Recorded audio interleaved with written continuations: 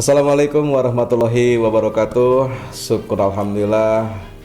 Kita panjatkan puji dan syukur kehadirat Allah Subhanahu wa taala yang senantiasa memberikan rahmat, hidayah serta kesehatan, umur bagi kita untuk kembali bisa berjumpa di Hikmah Petang dan juga konten YouTube Suara Hati Dani Jaif.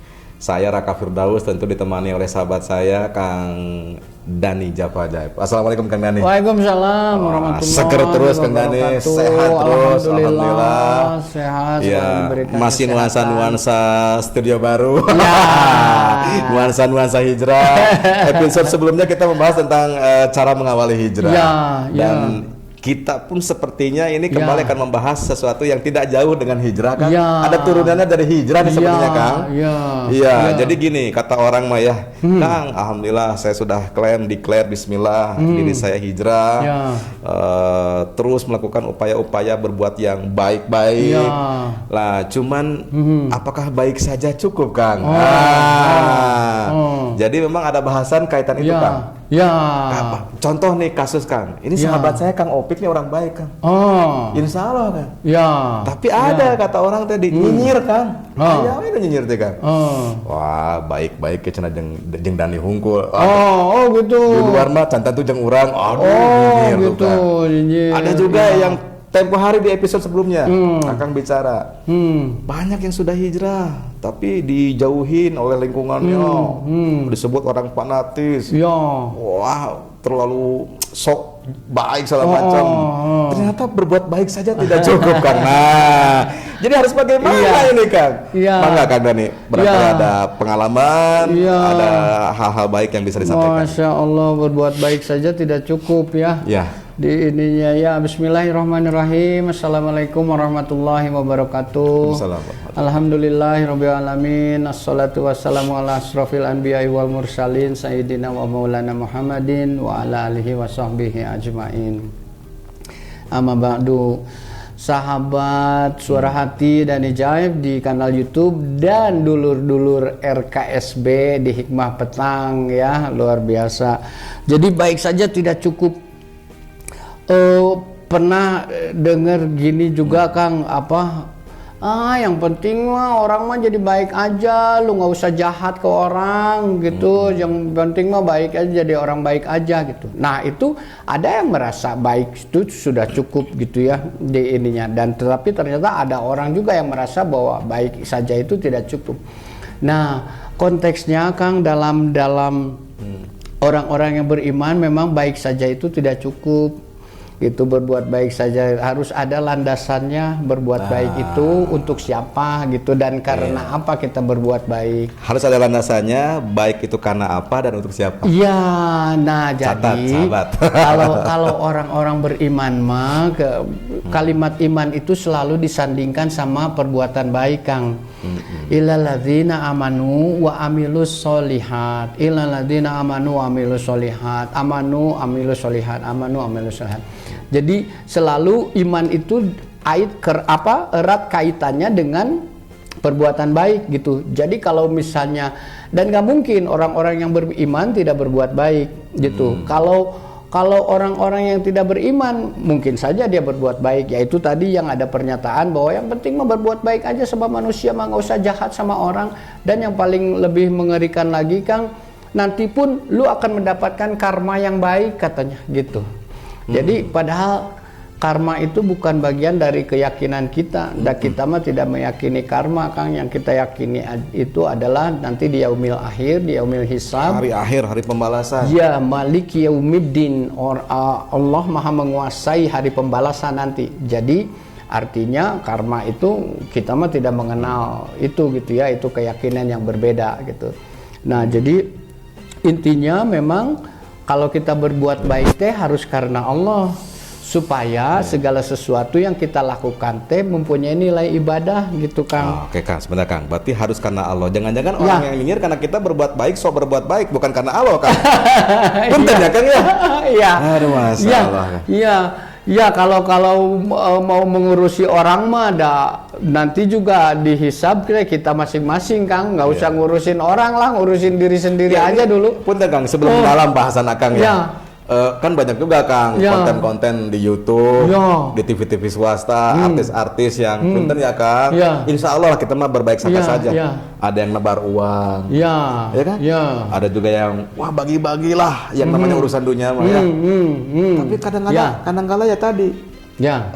orang mah ya tadi pro kontra ya. Pro kontra. Pertanyaannya, Ya. apa yang sudah sahabat-sahabat kita lakukan itu sudah cukup? Oh, Kan gitu kan? oh, ya, Ternyata ya. jawabannya sama. Ya. Misalkan tadi betul Baim Wong, Ya. dia mengatakan, oh berbuat Ya. ini saja belum cukup bagi saya. Ya. Raffi Ahmad, Ya. satu waktu ditanya oleh wartawan, Hmm. Anda jutawan, sering Oh. berbagi, apakah jangan naon ngurusin lending geus cukup? Oh. Cek Raffi teh, Ya. oh itu belum cukup. Ya. Nah berarti Ya. kalau orang berbuat baik saja belum cukup, Ya. apa yang bisa mencukupi atau kan? Ya, nah itu tadi kalau misalnya kalimatnya itu dilengkapi di dalam dirinya itu ada iman gitu ya, ada iman bahwa segala sesuatu yang diperbuatnya itu akan dipertanggungjawabkan. Nah, jadi dia pun akan lebih mawas diri Kang, karena dengan keimanannya itu saat dia mau berbuat buruk dia pun akan ingat perbuatan buruk itu akan dicatat dan akan dibalas nanti di yaumil akhir. Begitu juga dengan perbuatan baik itu juga akan dicatat dan dibalas nanti di yaumil akhir. Dengan bekal keimanannya itu sehingga dia itu dalam melakukan segala sesuatu Kang akan menyematkan segala sesuatu yang diperbuatnya itu dengan nama Allah. Misalnya Kang, ini yang sederhana aja dan Kang Raka bisa menilainya ya. Gini, aduh saya haus Kang.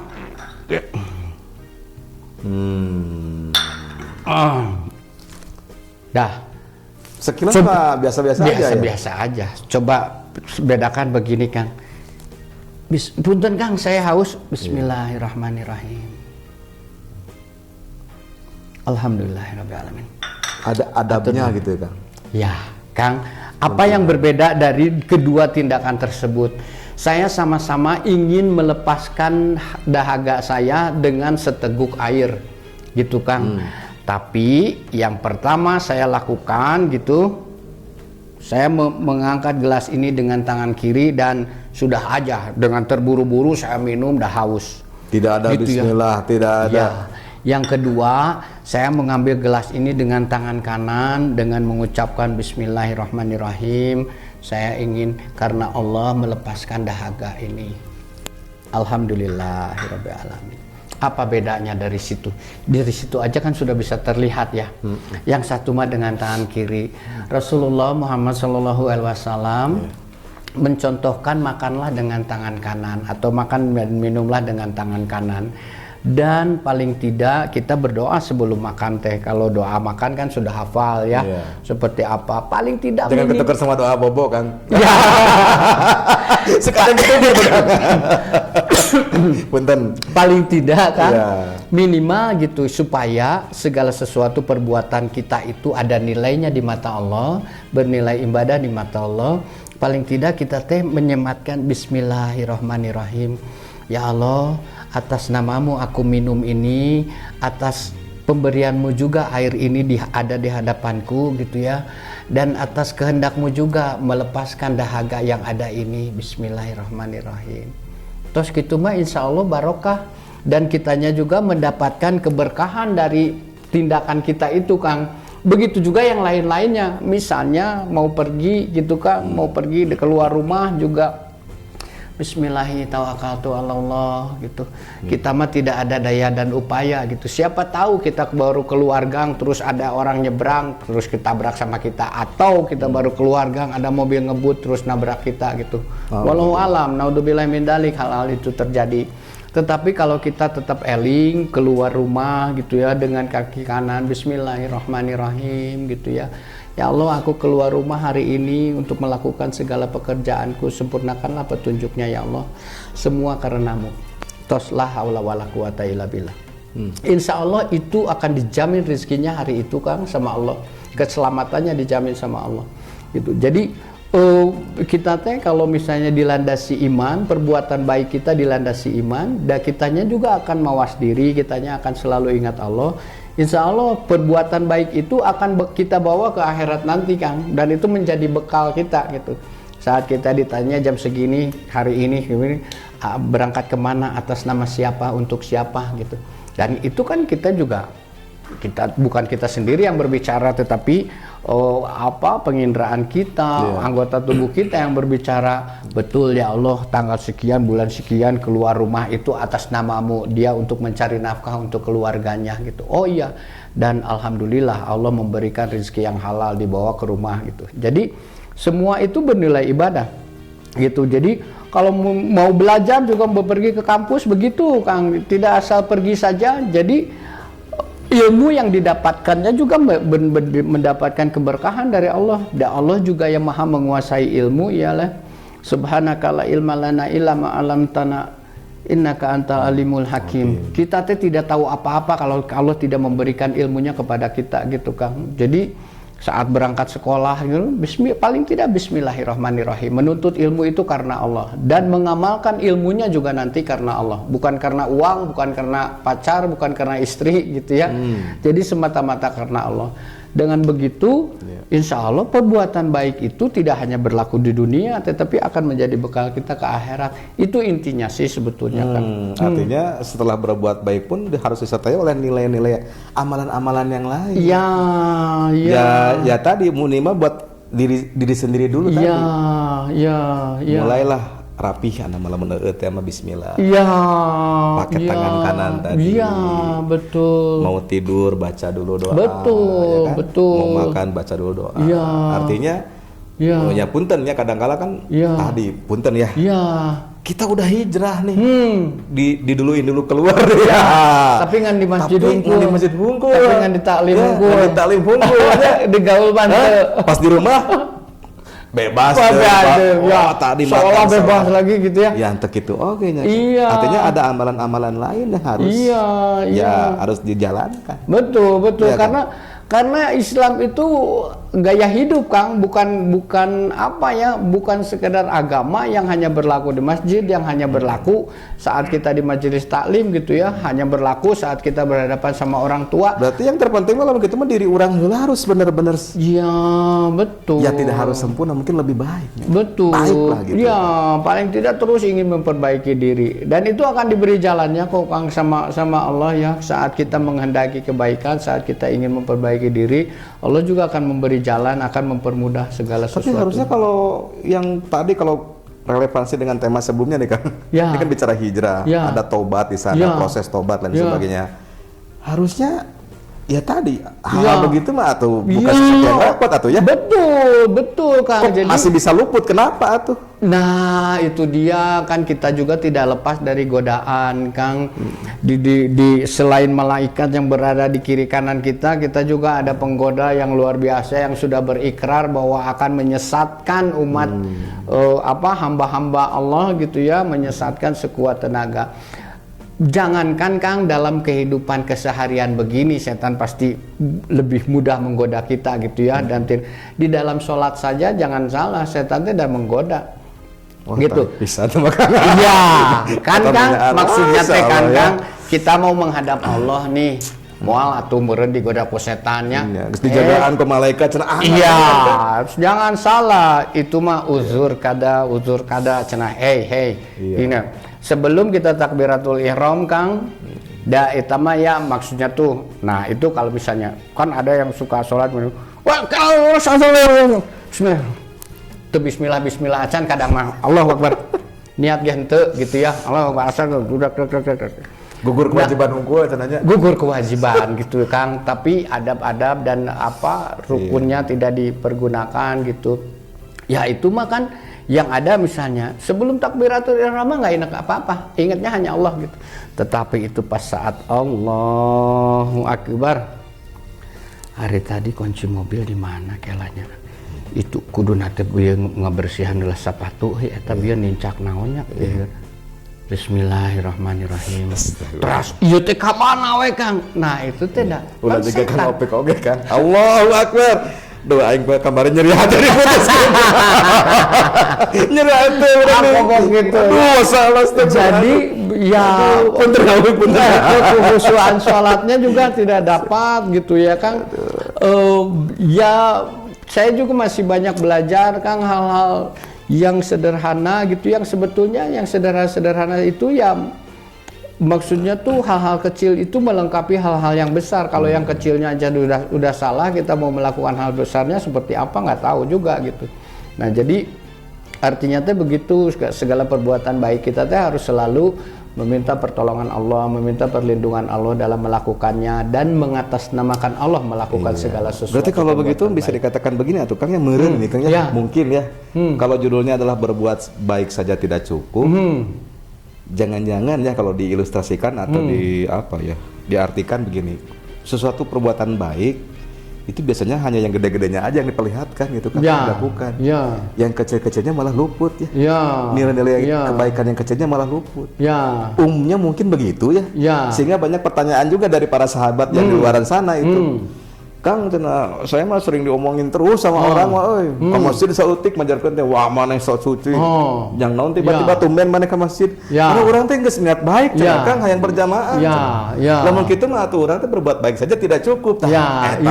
Ya, bedakan kalau misalnya yang berbuat baik itu ya Kang, misalnya bismillahirrahmanirrahim, ya Allah saya berniat ke masjid karena Allah Ta'ala, tos weh.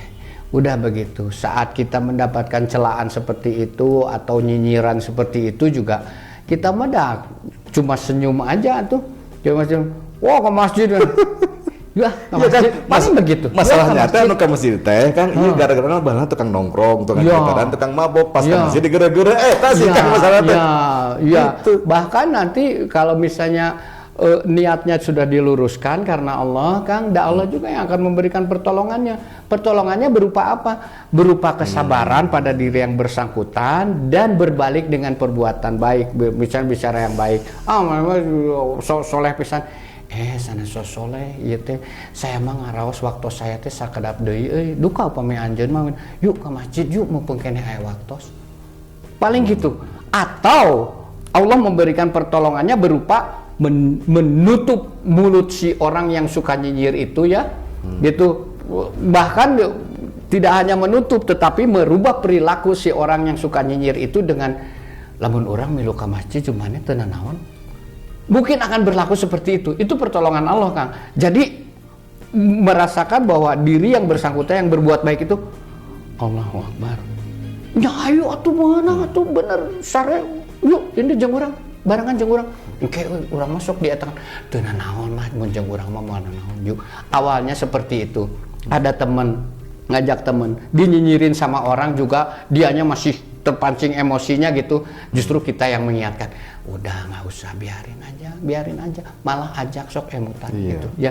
Jadi kita malah pertolongan itu banyak arahnya gitu Kang. Karena ya itu mah sudah janji Allah dan pasti terbukti gitu ya. Barang siapa orang yang meningkatkan ketakwaannya kepada Allah, maka akan diberikan jalan keluar dari segala macam kesulitan dan permasalahannya yang dihadapi.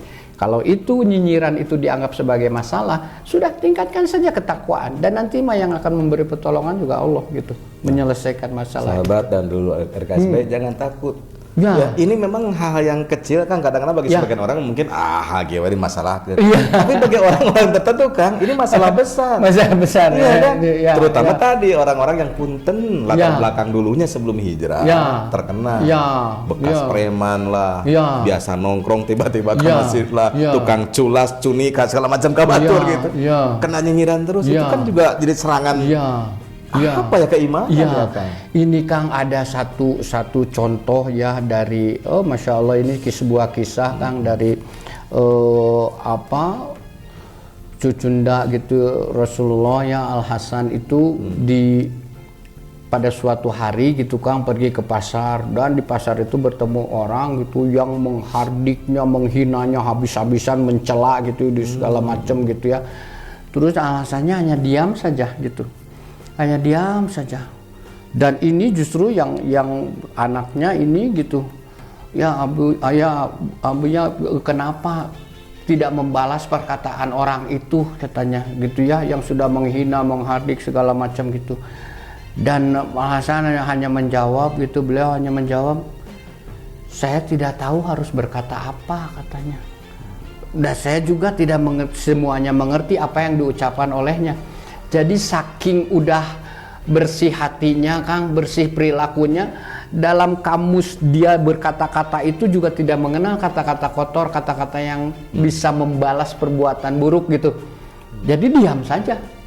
Jadi kan kata Rasulullah juga kalau misalnya tidak bisa berkata-kata yang baik, mending diam.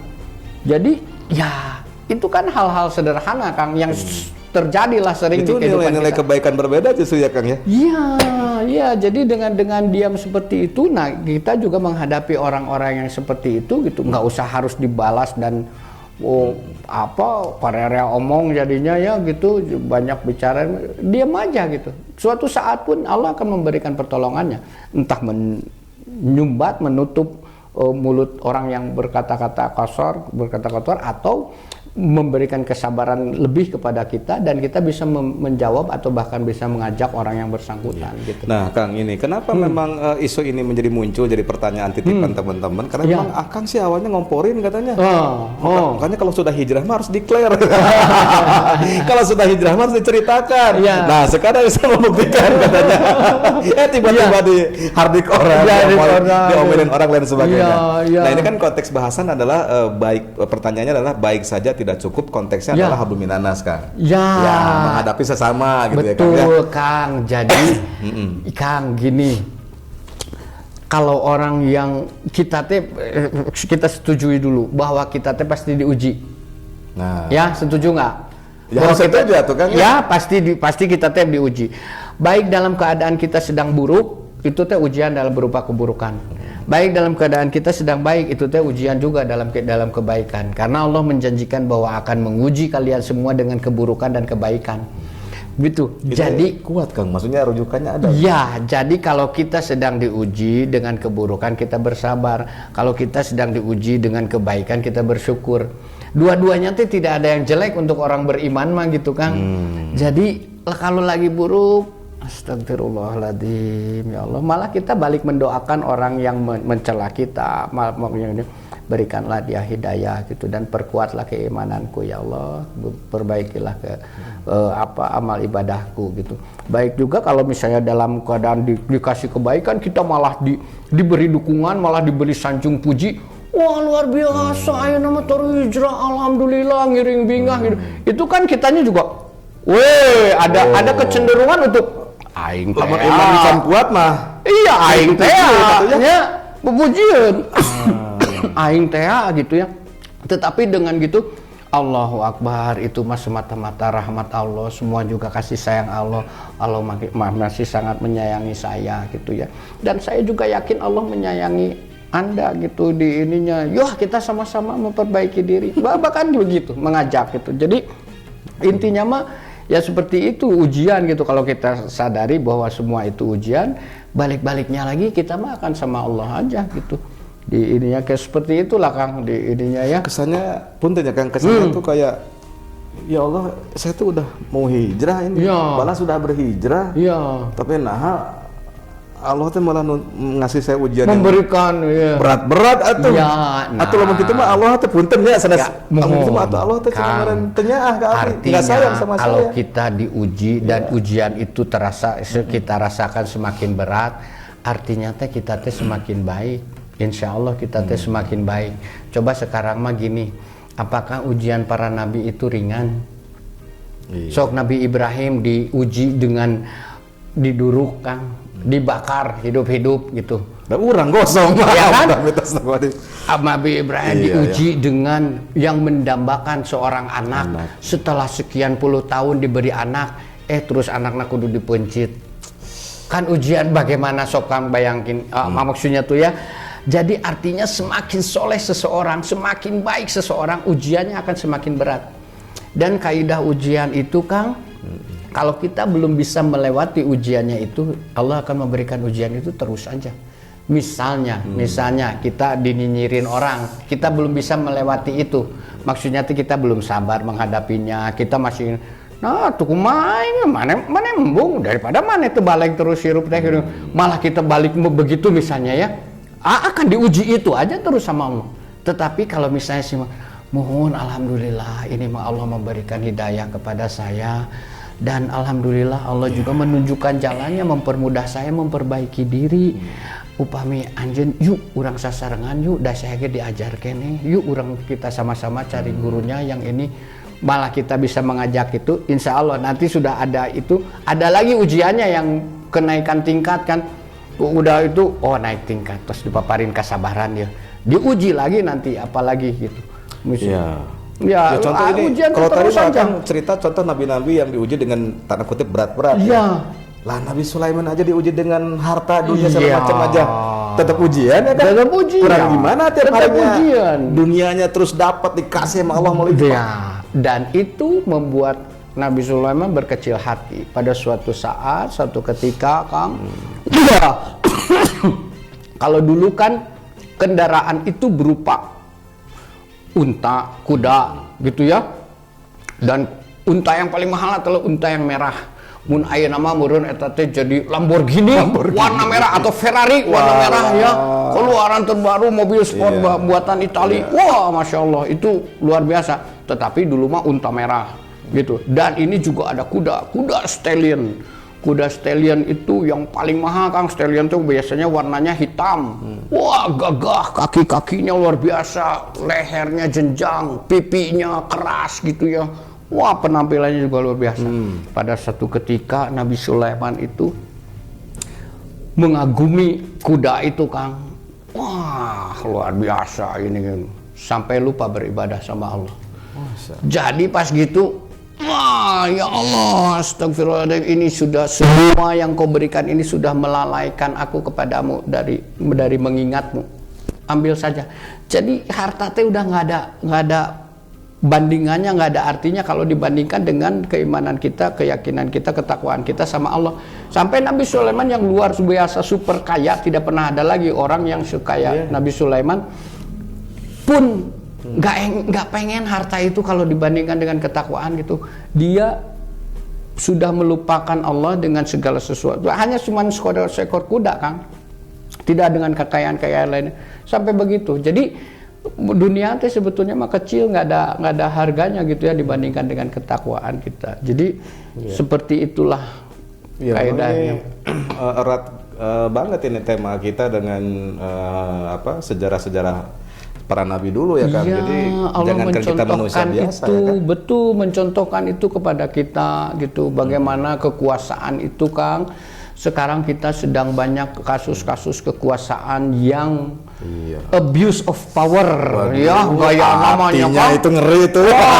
Jadi mengabuse-nya memperalat atau mempergunakan kekuasaan secara sewenang-wenang gitu ya. Disalahgunakan. Iya, jadi karena dia diberi kuasa seolah-olah dia itu bisa melakukan lupa diri, bisa melakukan segala sesuatu untuk menaklukkan orang, untuk mencapai keinginannya dengan kekuasaannya itu dan menghalalkan segala cara gitu ya.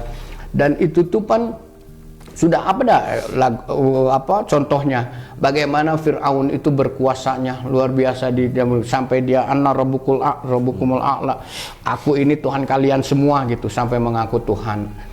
Tidak ada lagi orang yang mengaku Tuhan, Kang. Orang yang mengaku Nabi mah banyaknya. Ya, ini mengeri ngaku Tuhan atau Kang? Iya. Ngaku Nabi mah sampai zaman sekarang juga masih ada. Ya.